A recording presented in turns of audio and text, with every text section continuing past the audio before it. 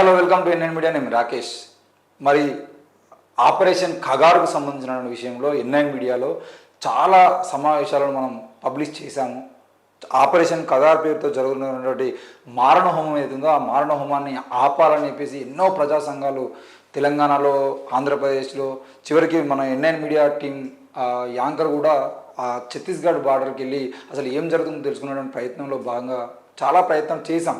అసలు అంటే ముఖ్యంగా మావోయిస్టులకు సంబంధించిన పేరుతో మావోయిస్టులను అంతం చేయాలి అంటే చివరి యుద్ధం ఇక మావోయిస్టులతో అని చెప్పేసి సెంట్రల్ గవర్నమెంట్ ముఖ్యంగా మోడీ చేస్తున్నటువంటి, అమిత్ షా చేస్తున్నటువంటి నరమేధం ఏదైతుందో ఈ నరమేధానికి సంబంధించిన విషయంలో నిన్న మొన్న 4వ తేదీన స్టార్ట్ అయ్యి 4-5 తేదీల్లో దాదాపుగా 40 మంది మావోయిస్టులు మరణించినటువంటి ఘటన మనం చూస్తూ ఉన్నాం. మరి మావోయిస్టులకు సంబంధించిన విషయంలో కోలుకోలేని దెబ్బ అని చెప్పేసి నిర్దేశం పత్రికలో వచ్చినటువంటి వార్తను మనం బేస్ చేసుకొని ముందుగా అంటే ఏం జరిగింది ఏందనే విషయం తెలిసిన తర్వాత ఆ తర్వాత మనం అసలు ఆపరేషన్ ఖగార్ ఎందుకు చేస్తూ ఉన్నారో, ఆపరేషన్ ఖగార్ పేరుతో జరుగుతున్నటువంటి హత్యలన్నీ ఎన్కౌంటర్లుగా ఎట్లా మారుస్తున్నారు. మరి ఇంతమందిని దాదాపు 186 మంది మార్చి 20న మొదలైనటువంటి ఈ దాడులు ఏవైతున్నాయో వీటిని ఇప్పటివరకు 186 మంది నాయకుల్ని పొట్టను పెట్టుకున్నటువంటి ఈ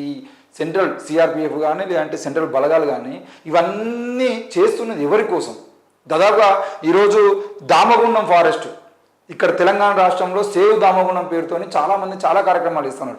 దామగుండంకు సంబంధించిన విషయంలో, దామగుండం ఫారెస్ట్కు సంబంధించిన విషయంలో ఒక 2000 ఎకరాలకు సంబంధించిన విషయంలోనే మనము ఇంత సీరియస్గా ఫైట్ చేస్తూ ఉన్నాం. ఆ దామగుండం అడవిని నాశనం చేస్తే తెలంగాణ నాశనం అవుతుంది, ముఖ్యంగా మూసి నది ఆగమైపోతుంది. మరి ఈ అడవుల్ని కాపాడుకుందామని చెప్పేసి మాట్లాడుతున్నటువంటి మనము ఛత్తీస్గఢ్ అడవుల్లో దాదాపు 170,000 ఎకరాలకు పైగా, దాదాపు 2 లక్షల ఎకరాలను కొంతమంది చెప్తున్నారు, 170,000 అని కొంతమంది చెప్తున్నారు, దాదాపు 2 లక్షల ఎకరాలకు పైగా భూమిని సేమ్ ఇదే ఆర్మీ బెటాలియన్లు అవి ఇవి అని చెప్పేసి లేదంటే ఆయుధాలు తయారు చేయడం కోసము, ఆయుధ కర్మాగారాలు పెట్టడం కోసము, లేదంటే పెద్ద పెద్ద రాకెట్ లాంచర్లు అవి ఇవి అన్ని దాచిపెట్టడం కోసము, ఇక రకరకాలుగా దానికి సంబంధించిన విషయంలో అసలు ఆర్మీ ఏం చేయడం కోసం ఛత్తీస్గఢ్ అడవిని ఖాళీ చేపిస్తుంది అనే విషయం కూడా ఇప్పటివరకు పూర్తి స్థాయిలో ఎవరు తెలియదు. అది సెంట్రల్ లెవెల్లో ఉన్నటువంటి ఒక రహస్య ఒప్పందానికి సంబంధించిన విషయం. కాబట్టి ఛత్తీస్గఢ్ అడవిని ఖాళీ చేయించడం కోసం జరుగుతున్నటువంటి ఈ దాడులు ఏవైతున్నాయో ఇవన్నీ కూడా నక్సలైట్లను నక్సలైట్లను హతమార్చడం కోసం జరుగుతున్నటువంటి దాడి కాదు.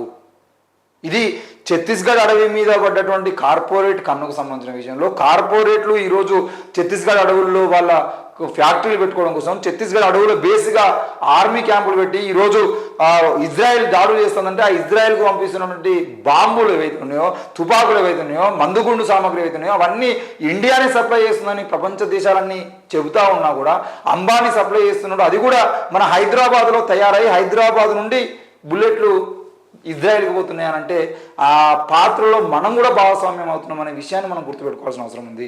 మరి ఈరోజు ఛత్తీస్గఢ్ అడవిని మొత్తం ఖాళీ చేయించడం కోసం కేంద్రం ప్రయత్నం చేస్తుంది. కాబట్టి ఇంతకుముందు నల్లమల అడవులకు సంబంధించిన విషయంలో కూడా మరి జిందాల్ కంపెనీ నల్లమల అడవుల్ని తీసుకొని ఆ నల్లమల అడవుల్లో ఏదో ఫ్యాక్టరీ పెడతామంటే సేవ్ నల్లమల పెడతాం చాలామంది మనం దానికి వ్యతిరేకంగా పనిచేసినాం. ఒక సినిమా కూడా రానా గారు హీరోగా నటించిన సినిమా కూడా మనం చూస్తే చాలామంది పిల్లలు అందరు పెద్దలు అవును అడవుల్ని కాపాడుకోవాలి, ఏనుగుల కోసం కాపాడుకోవాలని చెప్పేసి ఒక ఏనుగు మృతి చెందితే బాధపడతాం, చివరిలో ఆ రానా దగ్గరికి వచ్చి ఆ ఏనుగు తన తొండంతో పెట్టినప్పుడు లేదా ఒక చిన్న పాప యాపిల్ పండు తినిపించినప్పుడు అందరం చూసి చాలా సంతోషంగా ఫీల్ అవుతుంది. అంటే సినిమాల్లో చూసి ఫీల్ అవుతున్నటువంటి మనము మన నిజ జీవితంలో జరుగుతున్నటువంటి ఈ హత్యలన్నీ ఎవరి కోసం జరుగుతున్నాయి? అడవుల్ని పూర్తి స్థాయిలో తుదమట్టించడం కోసం, అడవుల మొత్తాన్ని నాశనం చేయడం కోసం సెంట్రల్ గవర్నమెంట్ చేస్తున్నటువంటి ఒప్పందాలు ఏవైతున్నాయో అంటే కార్పొరేట్ కంపెనీలకు బానిసలుగా మారిపోయి, బానిసలేంది ఆల్రెడీ తెలుసు, అంబానీ అదాని కోసమే నరేంద్ర మోడీ పాలన కొనసాగిస్తున్న విషయం దేశం మొత్తం తెలుసు. దేశంలో నరేంద్ర మోడీ అధికారంలోకి వచ్చిన తర్వాత అంబానీ ఆస్తులు, అదానీ ఆస్తులు ఏ విధంగా పెరిగిపోతూ ఉన్నాయి, ఎవరికి అంత స్థాయిలో రికార్డ్ స్కేల్ కూడా దొరికినంత స్థాయిలో పెరుగుతూ ఉన్నటువంటి పరిస్థితిని మనం చూస్తూ ఉన్నాం. మరి ఈ పరిస్థితుల్లో ఛత్తీస్గఢ్ అడవిని కూడా ఈరోజు కేవలం కార్పొరేట్లకు అంటే కార్పొరేట్ కంపెనీలు కూడా ఆర్మీకి సంబంధించినటువంటి విషయమైనా, నేవీకి సంబంధించిన విషయమైనా ఏదైనా వాళ్ళకు సంబంధించినటువంటి ఫ్యాక్టరీని ఈరోజు తయారు చేయడం కోసం ఈరోజు ఛత్తీస్గఢ్ అడవులు దాదాపు 170,000 ఎకరాలకు పైగా అడవుల్ని కొట్టేసేటువంటి ప్రయత్నం చేస్తున్నారు. మరి కాపాడుతున్నది ఎవరు అడవుల్ని అని అంటే ఆదివాసీలు, నక్సలైట్లు.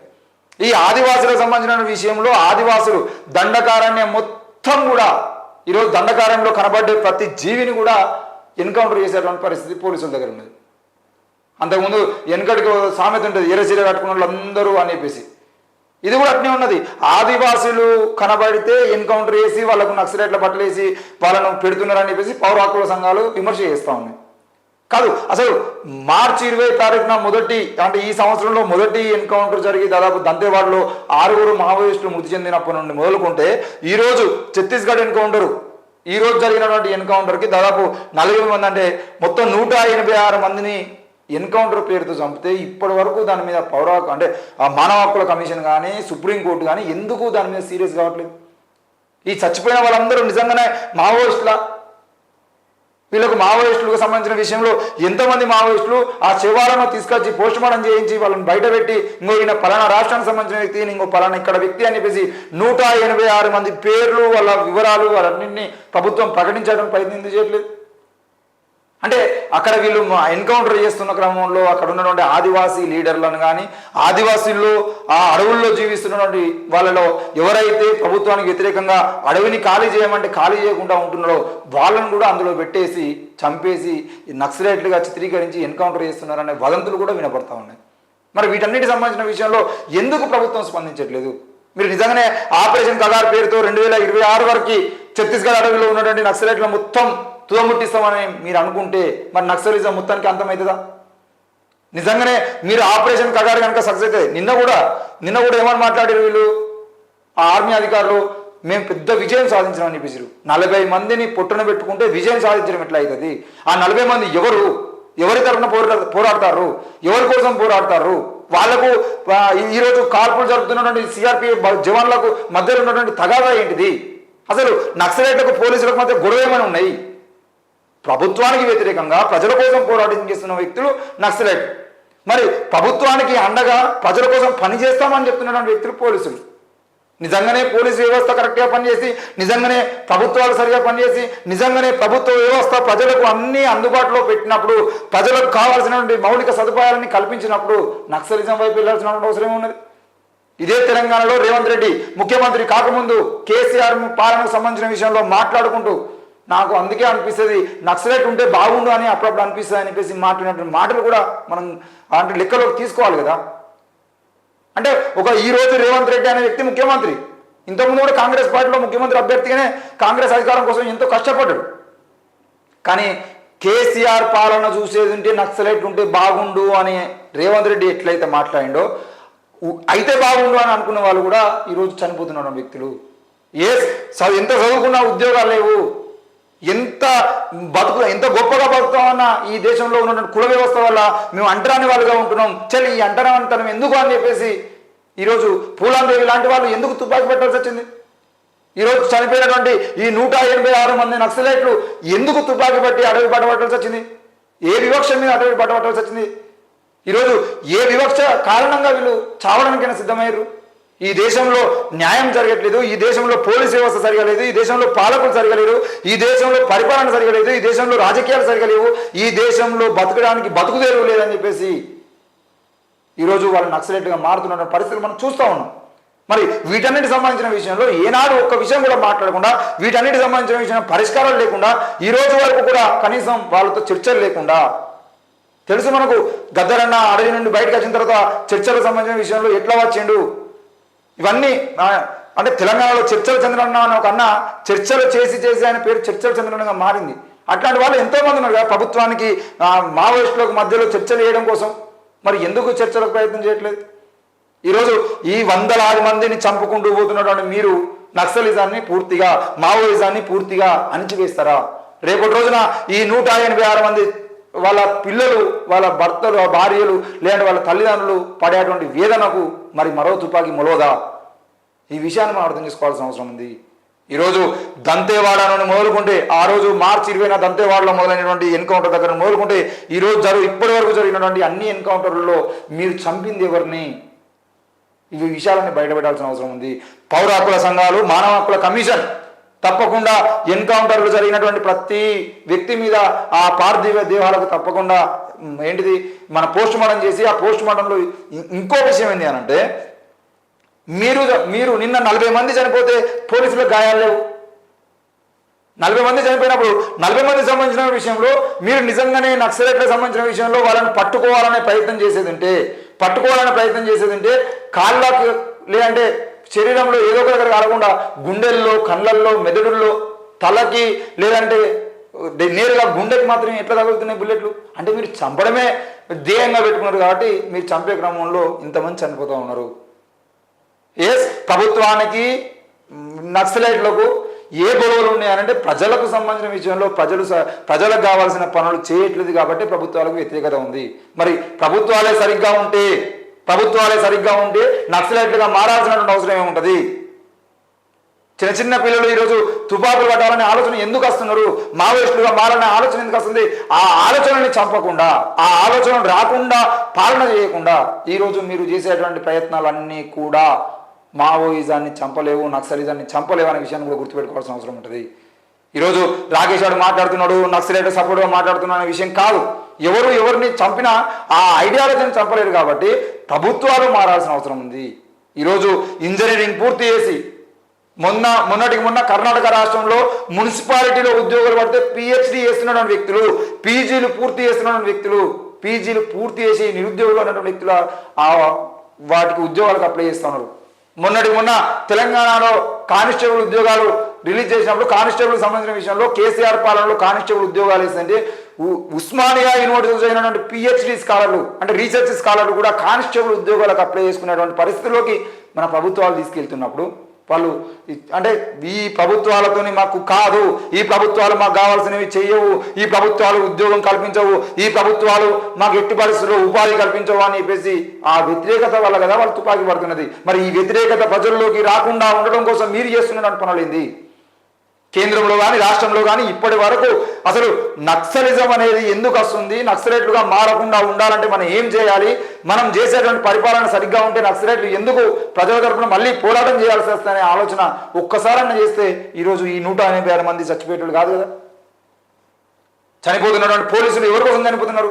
సిఆర్పిఎఫ్ జనాలు. ఇప్పుడు పాకిస్తాన్కి ఇండియాకి యుద్ధం ఎవరు పెట్టింది? ఈరోజు నక్సలైట్లకి పోలీసులకు మధ్య యుద్ధం ఎవరు పెట్టింది? పోలీసుల కోసం కూడా గద్దరన్న పాట పాడింది కదా, నీకు నాకు తేడా లేదురో ఓ పోలీస్ అన్న అనే పాట. అంటే ఈరోజు నిన్ను చంపుతున్నారు, నన్ను చంపుతున్నారు. నిన్ను చంపేది దేనికోసం, నన్ను చంపేది దేనికోసం? నీ సావుల్ని నువ్వు లెక్క చేయకుండా, నా సావుల్ని లెక్క చేయకుండా ఉంటే ఎవరం చేస్తున్నాము? ఎవరు చేస్తున్నారు? ఈరోజు 186 మంది లెక్క తీసి అంటే ఇందులో 180 మంది పైగా కేవలం ఎస్సీ ఎస్టీ బీసీలో ఉంటున్నారు కదా. బీసీలు కూడా తక్కువే ఉంటారు కదా. మరి అంటే మీరు ఆదివాసీలను దళితుల్ని పుట్టన పెట్టుకుంటూ మళ్ళీ దళితుల మీద ప్రేమ చూపించడం, ఆదివాసీల మీద ప్రేమించడం, మేము దళితుని రాష్ట్రపతి చేసినాం, మేము ఆదివాసీ మహిళని రాష్ట్రపతి చేసినాం అని చెప్పేసి మళ్ళా సిగ్గు లేకుండా ఎట్లా చెప్పుకుంటున్నాం? ఎంతమంది దండకాలంలో మావోయిస్టులకు కోలుకోలేని ఎదురుదెబ్బ తగులుతుంది. జరుగుతున్నటువంటి వరుస ఎన్కౌంటర్లతో మావోయిస్టులు హతమవుతున్నారు. మావోయిస్టులను ఏరివేసేందుకు పోలీసులు ప్రత్యేక వ్యూహాలను రచిస్తున్నారు. వారిని పూర్తిగా అంతమొందించేందుకు అడవుల్లో జల్లెడ పడుతున్నారు. ప్రత్యేక వ్యూహాలను రచించాల్సిన అవసరం ఉన్నది. ప్రత్యేక వ్యూహాలు ప్రజల కోసము ప్రభుత్వాలు రచించాలి. ఏ ఒక్క విద్యార్థి కూడా నిరుద్యోగిగా ఉండి నరేంద్ర మోడీ సంవత్సరానికి 1 కోటి ఉద్యోగాలు 2 కోట్ల ఉద్యోగాలు అని చెప్పేసి మాట్లాడినటువంటి నరేంద్ర మోడీ ఆ 2 కోట్ల ఉద్యోగాలు కనుక వేసి ఉండేది ఉంటే ఈరోజు నక్సలైట్లు అనేటువంటి ఉండరా? పోలీసులుగా మారు, డాక్టర్లుగా మారు, లాయర్లుగా మారు. లేదంటే ఇవన్నీ కాకుండా మీరు ప్రభుత్వ ఉద్యోగాలు వేసంటే group 1, group 2, group 3, group 4, DSC ఉద్యోగాలు, లేదంటే కానిస్టేబుల్ ఉద్యోగాలు, ఎస్ఐ ఉద్యోగాలు, ఐఏఎస్లు, ఐపీఎస్లుగా మీరు ఉద్యోగాలు సక్రమంగా ఇచ్చేది ఉంటే, ఉపాధి సక్రమంగా కల్పించేది ఉంటే వీళ్ళందరూ కూడా ఈ రచన చేసేదేదో, ప్రత్యేక వ్యూహాలను రచించేదేదో, వాళ్ళ జీవితాల కోసం రచించేదంటే అడవి బాట పట్టాల్సిన అవసరం వాళ్ళకేమొస్తుంది? ఈ ప్రత్యేక వ్యూహాలు చేయాల్సింది కేవలం ప్రజల కోసం చేయాలా? ప్రజల జీవితాల కోసం చేయాలా? మీరు ఈ ప్రభుత్వ వ్యతిరేక విధానాల కోసం అంటే ప్రభుత్వ వ్యతిరేక విధానాల మీద పనిచేస్తున్న వాళ్ళని హతమార్చడం కోసం మీరు కల్బుర్గి నుండి మొత్తం ఎంతమంది ప్రశ్నించేటువంటి గొంతుల్ని ఎంతమందిని చంపుకుంటూ వచ్చినా కూడా ప్రశ్నించే గొంతులు తయారైతేనే ఉంటాయి కదా. మరి వీటి గురించి ఎందుకు మాట్లాడతలేరు? గత కొద్ది రోజులుగా పోలీసులు ప్రత్యేక నిఘా పెట్టి మావోయిస్టులను మట్టుపెడుతున్నారు. ఎన్కౌంటర్తో ఈ ఏడాది ఇప్పటి వరకు దంతేవాడ, నారాయణపూర్తో సహా 7 జిల్లాలతో కూడినటువంటి బస్తర్ ప్రాంతంలో జరిగినటువంటి వేర్వేరు ఎన్కౌంటర్లో భద్రతా దళాలు 186 మంది మావోయిస్టులను హతమార్చాయని పోలీసు అధికారులు తెలిపారు. మొట్టమొదటిగా మార్చి 20వ తేదీన దంతేవాడలో 3 మంది మావోయిస్టులను హతమార్చారు. మళ్ళీ మార్చి 20వ తేదీన బీజాపూర్లో 6 ఈ పోలీసులు హతమార్చడం జరిగింది.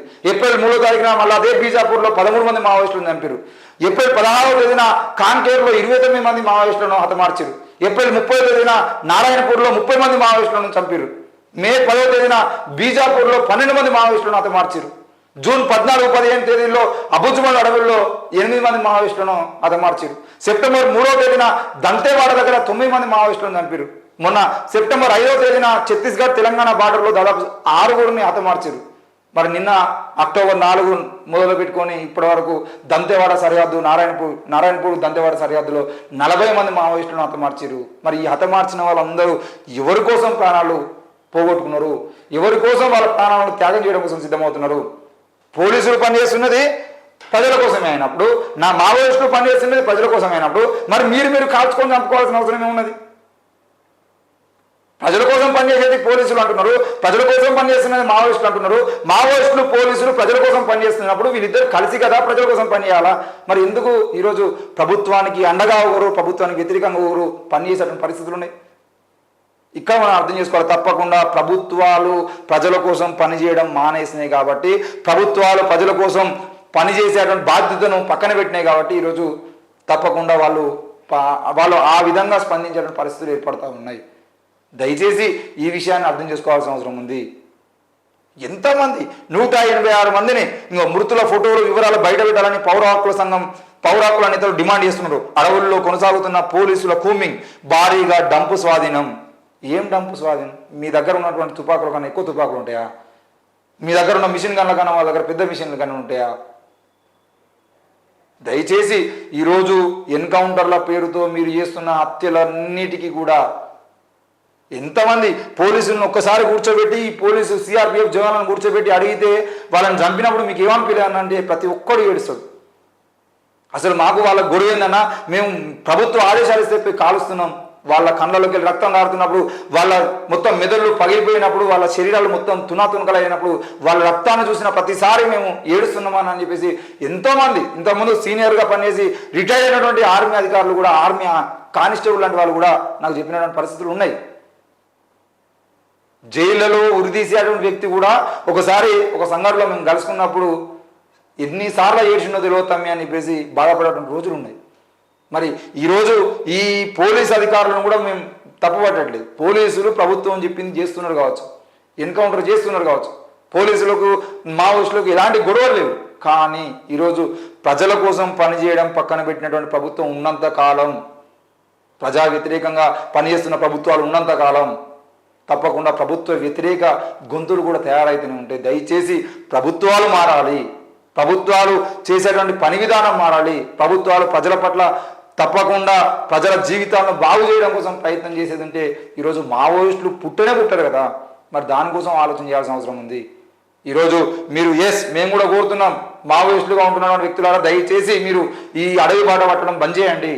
తప్పకుండా రండి, ప్రజా జీవితంలో ఉండి ప్రజల తరపున నిలబడి ఎంతోమంది పోరాటం చేస్తున్నారు, వాళ్ళతో కలిసి పోరాటం చేద్దాం. అంతే తప్ప మీరు అడవి బాట పడుతూ మళ్ళీ ఎన్కౌంటర్ల పేరుతో మీరు చనిపోవడం, మీరు కాలుస్తున్నప్పుడు పోలీసులు చనిపోవడం, పోలీసులకు నక్సలైట్లకు మధ్యలో ఈ తగాదాలు పెట్టి ప్రభుత్వం సంతోషంగా ఉంటుంది. ఏ ఎన్కౌంటర్ జరిగినా ఏ ఒక్క రాజకీయ నాయకునికి ప్రమాదం ఉండదు. వాళ్ళు చేయాల్సినటువంటి అరాచకాలు మొత్తం వాళ్ళు చేస్తూనే ఉన్నారు. మధ్యలో తన్నుకు చేస్తున్నది మాత్రం పోలీసులు, మావోయిస్టులు. కాబట్టి దయచేసి మీరు ఆలోచించాలి. మీరు ఆ బాట పట్టకుండా నిజంగానే ప్రజల కోసం పనిచేయాలనుకున్నప్పుడు ప్రజల్లో ఉండి పనిచేద్దాము.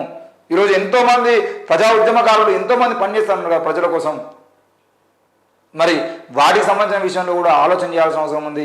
అడవి బాట పట్టడం బంద్ చేసి తప్పకుండా ఇంతకుముందు అడవి బాట పోయి బయటికి వచ్చినటువంటి వాళ్ళు ఎంతోమంది, జయరాజన్ లాంటి వాళ్ళు కానీ, గద్దరన్న లాంటి వాళ్ళు కానీ ఎంతోమంది చెప్తూనే ఉన్నారు కదా మనం రాజ్యాంగాన్ని పట్టుకొని ముందుకు పోదామని చెప్పేసి. మరి ఇప్పటికైనా మీరు కూడా ఆలోచించాలి.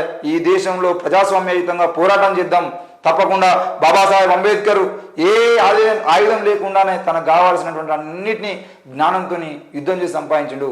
గాంధీ లాంటి వ్యక్తి కూడా కేవలం నిరాహార దీక్షలు చేసి మనకు రావాల్సినటువంటి ప్రత్యేక నియోజకవర్గాలను కూడా పోగొట్టినటువంటి వ్యక్తి ఏం చేయలే, ఏ ఆయుధం బట్టి డైరెక్ట్ ఆయన ఏం చేయలే. కానీ నిరాహార దీక్ష అని, ఆ దీక్ష అని, ఈ దీక్ష అని, ఉప్పు సత్యాగ్రహం అని సత్యాగ్రహాలు చేసి కేవలం శాంతి శాంతి శాంతి అహింస అని చెప్పేసి ఆయన కూడా చేసేంత పోరాటం చేసింది కదా. మరి ఈ విషయాలను గుర్తుపెట్టుకొని తప్పకుండా ఈ పోలీసులు మావోయిస్టులకు సంబంధించిన విషయంలో జరుగుతున్నటువంటి వాటిని ఆలోచించి ఇకపై మన బిడ్డలు చదువుకున్న వాళ్ళు కానీ చదువురాని వాళ్ళు కానీ ఎవరు కూడా ఆ బాటలో పోయేటువంటి వాళ్ళు ఆలోచించి ఇక్కడ ప్రభుత్వాలన్నీ ఇక్కడే ఉండి ఓ చంద్రశేఖర్ ఆజాద్ రావాన్ని అవసరమైతే ఓ పూలందేవిని ఆదర్శంగా తీసుకొని ఇక్కడే ఉండి పార్లమెంట్లోకి అసెంబ్లీకి వెళ్ళి మన హక్కుల్ని మనం సాధించుకుందాం.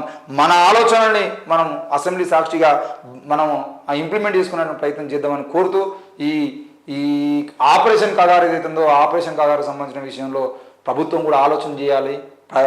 ప్రజల కోసం పనిచేస్తున్న వాళ్ళని చంపుతూ పోతే ప్రజల కోసం పనిచేసే వాళ్ళు మాత్రం తగ్గరు, ఇంకా గొంతులు పెరుగుతూ ఉంటాయి. దయచేసి ప్రభుత్వాలు ఆలోచన చేయాలని కోరుకుంటూ చూస్తున్నానండి ఎన్ఎన్ మీడియా. Thank you.